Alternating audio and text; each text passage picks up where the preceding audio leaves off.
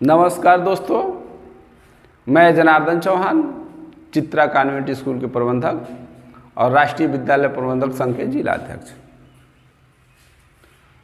अभी हमारे पास फ़ोन आया कि सर हमारा 1 साल का मान्यता हो चुका है और बीआरसी गए हैं, तो लोग कह रहे हैं नहीं, आपका जब 1 साल पूरा हो जाएगा उसके बाद आप आइएगा। अब देखिए, यही जो एक कड़ी आती है आपको गुमराह करने की। आज पूरे प्रदेश में या पूरे देश में जो समस्याएं यूडाइस की बनी हुई हैं, ये केवल अधिकारियों के झूठ बोलने का परिणाम है।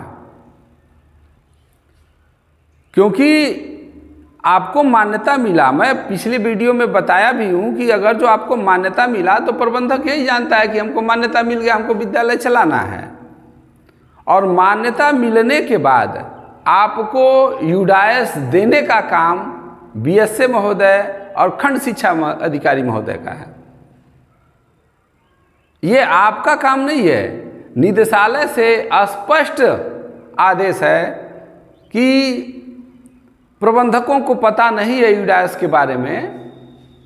बीएसए हर पूरे ज़िले के सभी बीएसए के पास जो है कि जितने हमारे उत्तर प्रदेश में ज़िले हैं, सब बीएसए के पास आदेश आता है निदेशालय से कि आप लोग बड़े पैमाने पे प्रचार प्रसार करके प्रबंधकों को मीटिंग में बुला के और यूडाइस के बारे में समझाएं और उनको तत्काल यूडाइस कोड निर्गत कराएं।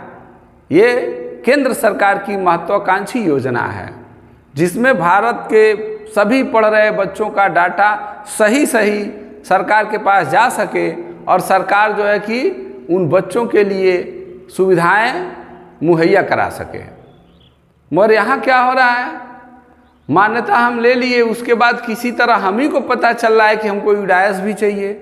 तो जब प्रबंधक जा रहा है तो वहाँ सीधे कहा जा रहा है नहीं, अभी आपको नहीं। अब बताइए, 1 साल का यूडाइस मान्यता मिला 1 साल के लिए।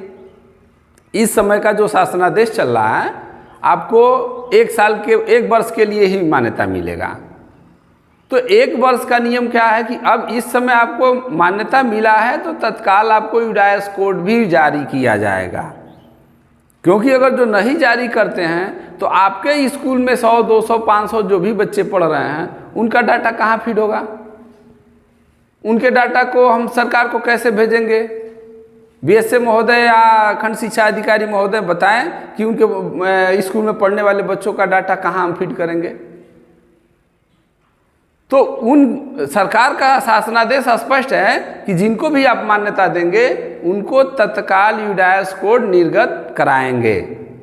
मगर जब हमारे प्रबंधक बीआरसी पे जा रहे हैं तो कहा जा रहा है कि नहीं, आपका 1 साल पूरा हो जाएगा उसके बाद आइएगा। और जब 1 साल पूरा होने के बाद आप जाएंगे तो ये क्या कहेंगे, अरे ये तो आपकी मान्यता समाप्त हो गई है, 1 साल के लिए ही आपको मिला था, अब आप ऑनलाइन कराइए, पुनः रिन्यूअल कराइए, सारी प्रक्रियाओं को प्रोसेस में फिर डालिए, उसके बाद आपको हम यूडाइस कोड अलॉट करेंगे। तो ये प्रबंधक का शोषण है। सभी प्रबंधक भाइयों से गुजारिश है कि अगर जो आपके अगल बगल या आपकी ऐसी समस्या आती है तो आप तत्काल हमको सूचित करें या हमारे कमेंट बॉक्स में अपनी समस्या को लिखें या हमसे फ़ोन पे सूचना दें। मैं उस समस्या का समाधान तत्काल कराऊंगा। और मैंने अपने प्रबंधक भाई से ये भी कहा कि आप बीआरसी जाइए दोबारा और जाकर स्पष्ट कहिएगा कि हमारे जिलाध्यक्ष महोदय का कहना है कि यूडाइस कोड तत्काल निर्गत होगा 1 साल वाले को, और अगर जो वो मना करते हैं तो आप हमको तुरंत सूचित करिए। तो अब आज देखिए क्या हो रहा है। अगले वीडियो में आपको हम बताएंगे कि इनकी समस्या का समाधान हुआ कि नहीं, और आपको भी अपनी समस्या का समाधान चाहिए तो हमारे कमेंट बॉक्स में अपनी समस्या को लिखें। नमस्कार, धन्यवाद।